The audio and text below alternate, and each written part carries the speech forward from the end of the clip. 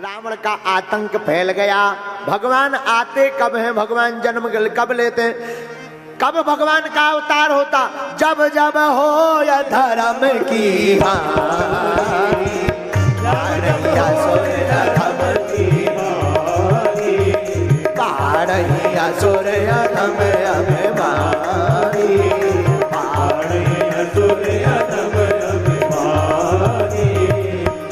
तब धरि प्रभु,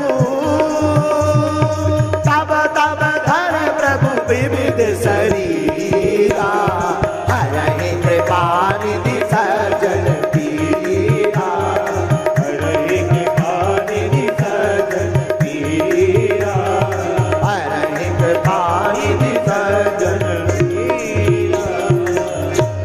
जब रावण का पाप बढ़ गया, देवता परेशान होने लगे, सबको रावण परेशान करने लगा। चलत दशानन डोलत अवनी, आहा, रावण जब चलता है तो पृथ्वी डोलने लगती है। सब देवता भगवान की स्तुति करते, जय जय सूर्य नायक जन सुखदायक, प्रणत पाल भगवंत,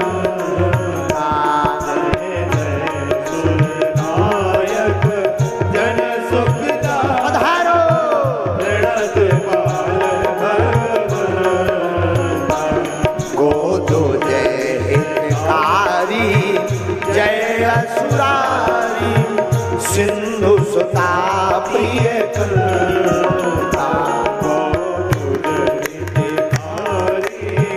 जय सुरारी, सिंधु सुता प्रिय करता, पालन सुर धरणी अद्भुत करणी, पालन सुर धरणी अद्भुत करणी, मरम न जानय कोई, हाँ मरम न जानय कोई, जो सहज कृपाला दीन दयाला, करो अनुग्रह सोई, जो सहज कृपाला दीन दयाला, करो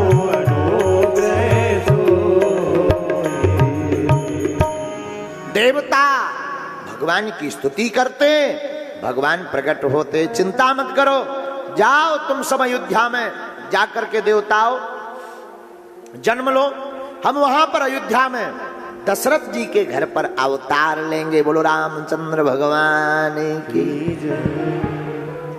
अब रामचरितमानस में गोस्वामी जी ने अवधपुरी का वर्णन किया। अवधपुरी सरयू के किनारे बसा हुआ एक नगर, वहां के राजा महाराज दशरथ, राजा दशरथ के लिए वर्णन आया रामायण में, धर्म धुरंधर गुण निधि ज्ञानी, बड़े धर्मात्मा है। लेकिन राजा के मन में एक दिन गिलानी आई, एक बार भूपति मन माही, और भय गिलानी मोरे सुतना। राजा के मन में गलानी आई कि हमारे कोई संतान नहीं है। देखो बहुत अच्छी बात, यहां थोड़ा प्रकाश डाल देते हैं। क्या गुरुजी राजा को मिलते नहीं होंगे? तो क्या मिले नहीं? वहीं रहते हैं गुरुजी वशिष्ठ जी, कितनी बार नहीं मिले, और क्या राजा पहले नहीं बोल सकते? अच्छा ठीक है, राजा ना बोले, क्या गुरुजी को यह पता नहीं है कि इनके राजा के कोई संतान नहीं है? क्या गुरुजी ये जानते नहीं है? जानते हैं, लेकिन गुरुजी ने आज तक आशीर्वाद नहीं दिया ना, आज तक आशीर्वाद गुरुजी ने नहीं दिया राजा को। क्यों? क्योंकि गुरुदेव गुरुदेव हैं। जब तक राजा मांगने नहीं गए तब तक आशीर्वाद नहीं दिया गुरुदेव ने।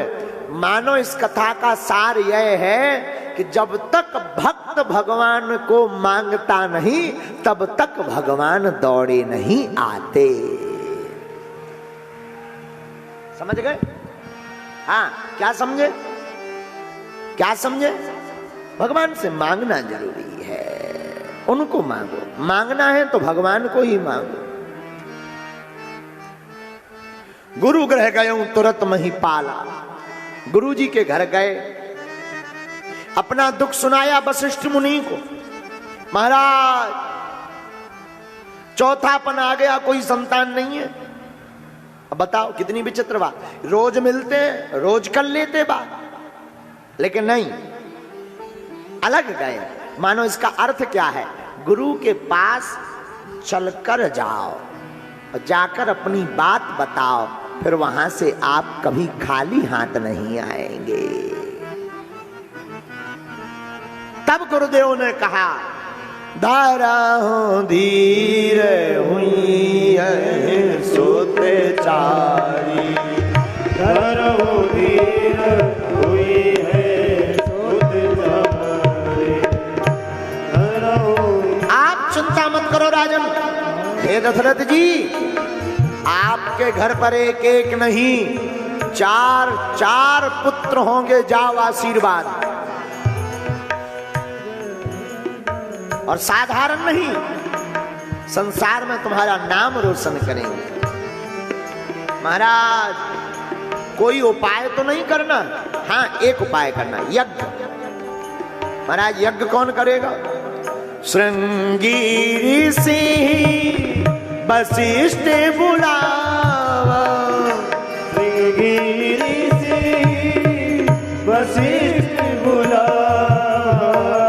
पुत्र काम शुभ यज्ञ करावा, पुत्र काम शुभ यज्ञ करावा। श्रृंगी मुनि को बुलाकर पुत्र कामेष्ठी यज्ञ कराया। अग्निदेव प्रसाद लेकर प्रकट भय खीर का।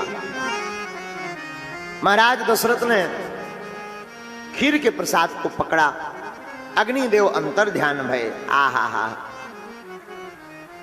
सब रानियों को बुलाकर राजा दशरथ जी ने उस प्रसाद को बांटा। तो खीर का आधा भाग सबसे पहले कौशल्या मैया को दिया। शेष भाग के 2 भाग किए, उससे एक भाग राजा ने मां कैकेयी को दिया। शेष बचा एक भाग, उसके फिर 2 भाग किए और एक कौशल्या एक कैकेयी, दोनों के हाथ पर उन दोनों भाग को रखकर सुमित्रा के हाथ पर वह दोनों भाग रखा दिए। मां कैकेयी के हाथ पर जब खीर का भाग रखा तो एक चील मां कैकेयी के हाथ से वह खीर का पात्र लेकर के उड़ गई। कैकेयी जी रोने लगी तो महाराज दशरथ जी ने पुनः कौशल्या के भाग की खीर कैकेयी के हाथ में रखी और वो चील हाथ में अपने पंजों में खीर का पात्र दबाकर दौड़ी दौड़ी जाने लगी। उसी समय वेंकटेश पर्वत पर माता अंजना सूर्य भगवान की उपासना कर रही थी। पवन का झोंका लगा, चील के हाथ से वो खीर का पात्र छूट गया, माता अंजना के हाथों में आकर गिर गया। भगवान का प्रसाद मानकर माता अंजना ने उस खीर को पा लिया और माता अंजना गर्भवती हो गई और उस खीर के प्रसाद से हनुमान जी महाराज प्रकट हो गए। इसीलिए तो हनुमान जी से राम जी स्वयं अपने मुख से कहते हैं, तुम मम प्रिय भरत सम भाई,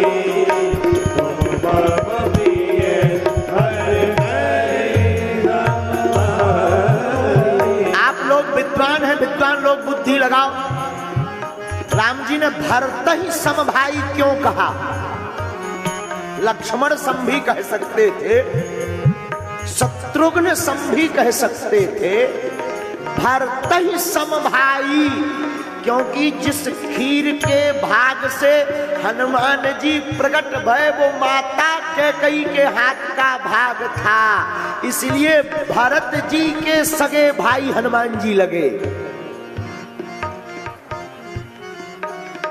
इसलिए राम जी अपने मुख से कहते हैं, तुम मम प्रिय भरतहि सम भाई, तुम मम प्रिय भरतहि सम भाई, तुम मम प्रिय भरतहि सम भाई, तुम मम प्रिय भरतहि सम भाई, तुम मम प्रिय भरतहि सम भाई। श्री राम जय राम जय जय राम, श्री राम जय राम जय जय राम, श्री राम जय राम जय जय राम, श्री राम जय राम जय जय राम। तो ये छेपक रूप में कथा श्री हनुमान जी की है, रामायण में तो नहीं है, अन्य ग्रंथों में वर्णन आया है, हनुमत चरित्र में वर्णन आया है। तीनों माताओं को खीर का भाग मिला, भगवान वायु रूप में गर्भस्थ भये। जोग लगन ग्रह बार तिथि सकल भये अनुकूल, चरे अरु अचर हर्ष जोते राम जन्म सुख मूल, राम जन्म सुख मूल। धीरे धीरे समय बीता, सुर समूह विनती कर पहुंचे निज निज धाम, जग निवास प्रभु प्रगटे अखिल लोक विश्राम। पावन महीना चैत का, चैत के महीने में नौमी तिथि को शुक्ल पक्ष में अभिजित मुहूर्त में दोपहर के ठीक 12 बजे अवध भवन में, दशरथ भवन में, अयोध्या नगरी में सरजू किनारे जगत के पालनहार, जगतपति, जगत वेत्ता, जगदात्मा, जगदीश्वर भगवान रामचंद्र जी सरकार प्रकट हो